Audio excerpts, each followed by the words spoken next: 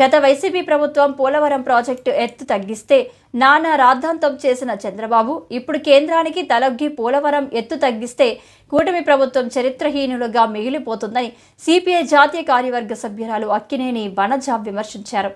మంగళవారం ఉదయం స్థానిక సిపిఐ కార్యాలయంలో సిపిఐ పాత్రికేయుల సమావేశంలో ఆమె మాట్లాడారు. ఇప్పుడు నిర్మాణంలో ఉన్న 45/7/2 డిజైన్ ఎలా ఉందో అదే విధంగా ప్రాజెక్టు పూర్తయితే దాని ప్రయోజనాలు రాష్ట్రానికి మేలు జరుగుతుందని, అంతేకాని ఎత్తు 41/1/15 ఎత్తి తగ్గిస్తే ఉపయోగం లేకుండా డ్యాంగా మిగిలిపోతుందని ఆమె అన్నారు. కేంద్ర ఆర్థిక శాఖ మంత్రి నిర్మలా సీతారామన్ ప్రవేశపెట్టిన బడ్జెట్ కార్పొరేట్ వర్గాలకు అనుకూలంగా ఉందన్నారు. బడ్జెట్కు ముందే ఎకనామిక్ సర్వే వచ్చిందని, జాతీయ అభివృద్ధి తిరోగమన దశలో ఉందని, కొనుగోలు శక్తి క్షీణిస్తుందని ఆ రిపోర్టులో ఉందన్నారు. వేతనాలు పెరగకపోయినా ఆహార వస్తువుల ధరలు విపరీతంగా పెరిగిపోతున్నాయని, ఉపాధి అవకాశాలు సన్నగిల్లుతున్నాయని రిపోర్టులో వచ్చిందని, ఆ రిపోర్టును ఏమాత్రం పట్టించుకోకుండా కేంద్ర మంత్రి ప్రవేశపెట్టిన బడ్జెట్కు పూర్తిగా పెట్టుబడిదారీ వర్గాలకు ఊతం ఇచ్చేలా ఉందని అన్నారు. విద్య, వైద్య, వ్యవసాయ రంగానికి కేటాయింపులు తగ్గాయని, రైతుల మద్దతు ధర ఊసే లేదని ఆమె విమర్శించారు.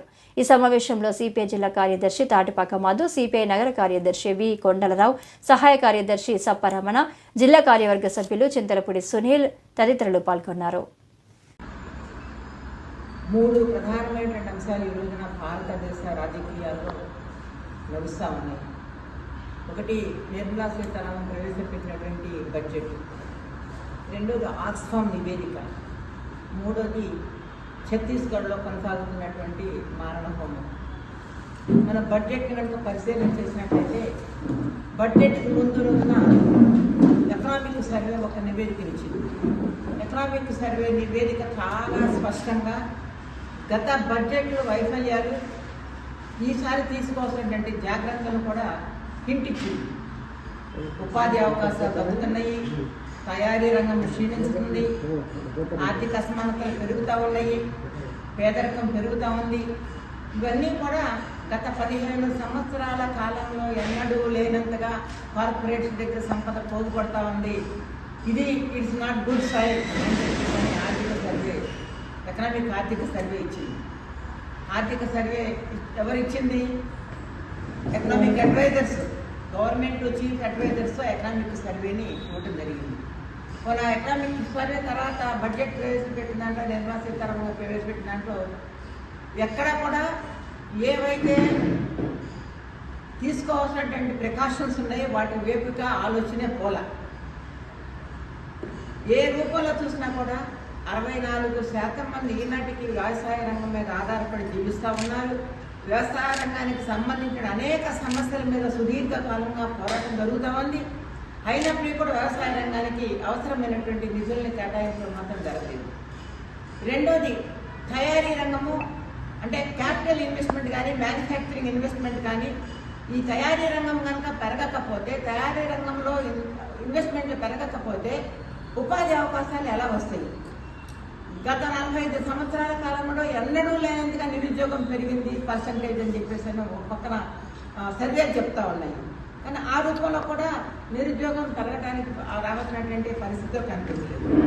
మూడోది పేదరికం తగ్గించడానికి దళిత వర్గాలు కానీ, ఎస్సీలు, ఎస్టీలు, మైనార్టీస్, ఇంకా నిరుపేద వర్గాలు 46 కోట్ల మంది పేదరికంలో నెట్టబడ్డారు. ఈరోజు ఒక్క కరోనా టైంలోనే 23 కోట్ల మంది పేదరికంలో నెట్టబడ్డారు. ఈ 46 కోట్ల మందిని పేదరికంలో నుంచి బయటపడేయడానికి ఏ రకమైనటువంటి కేటాయింపులు కానీ, ఏ రకమైనటువంటి ఆలోచన కానీ బడ్జెట్లో లేకపోవడం అనేది జరుగుతుంది. అలాగే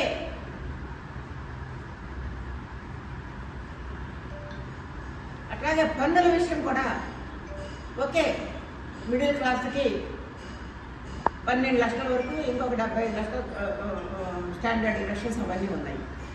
ఆ మేరకు ఒక పాజిటివ్. అది కూడా దానితో కంపేర్ చేసినప్పుడు మిగతా వాటిని కనుక చూసినట్లయితే, జిఎస్టీ కానివ్వండి, ఇతర పన్నులు చూసినట్లయితే అదే పెద్ద అమౌంట్ కదా. 1,00,000 కోట్లు, ఇంత 55 లక్షల కోట్ల బడ్జెట్లో ఈ వీళ్ళకి ఇచ్చేటువంటి పన్ను రిడక్షన్ కేవలం 1,00,000 కోట్ల రూపాయలు.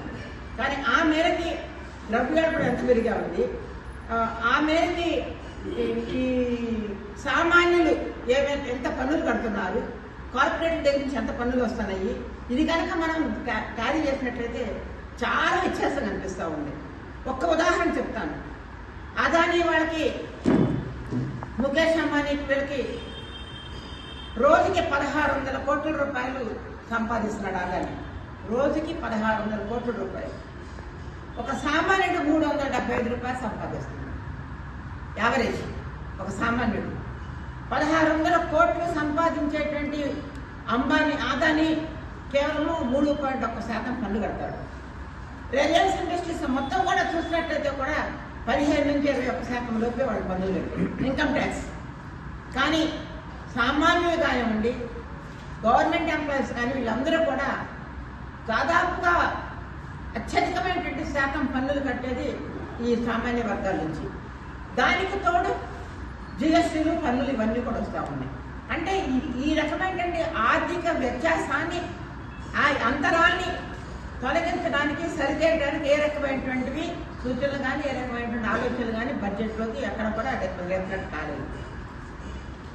మన వరల్డ్ బ్యాంకు అధినేత పీకేటీ ఒక మాట చెప్పాడు. ఏమని? 10 కోట్ల పైన సంపాదించేటువంటి వాళ్ళకి, అంటే 10 కోట్ల పైన సంపాదన ఉన్న వాళ్ళకి మీరు వారసత్వ పన్ను కానీ, సంపద పన్ను కానీ వెయ్యండి అని. 10 కోట్ల పైన 1% వేసినా కూడా